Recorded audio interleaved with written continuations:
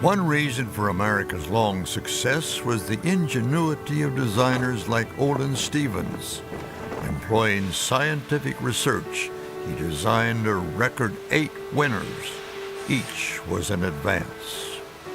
There was a time when the first objective of the club was to hang on to the America's Cup, and maybe that was carried too far, but I think we had the boats and the skills to carry it through.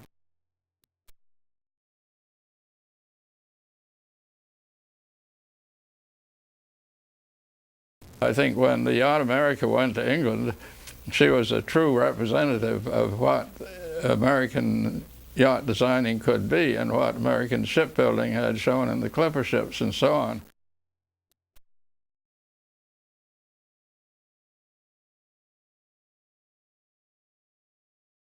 I never knew him, but what I've heard of him is that he was a pretty tough sailor too.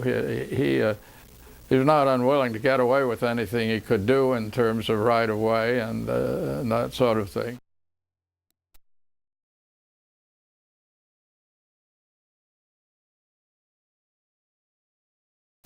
America's Cup racing resumed in 12 meters. Olin Stephens was top designer. I started in 90% intuitive and 10% scientific, if you want to say that, and that I ended up more like 50-50, and since I've been retired, the thing has gone to 80 or 90% scientific and 10 or 20% of the intuitive.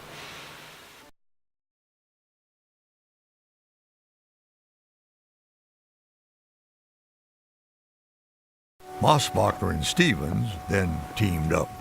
We had extraordinary faith in Buss. He had been there, he had done it. He was as good a sailor as you could possibly find.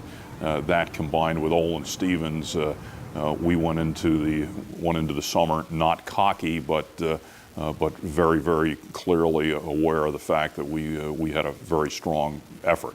I was probably happiest with Intrepid as a boat that was a nice advance on what was state of the art.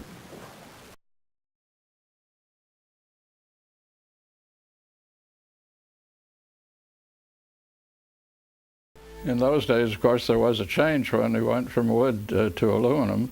The aluminum hulls were lighter than the wooden hulls by 3,000 or 4,000 pounds. He was at the cutting edge all those years of the Stephens test tank.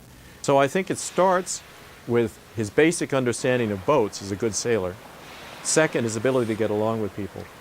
And third, his ability to work with people, as the saying goes, who were smarter than he was, and to ask their advice and to hone the boat that way.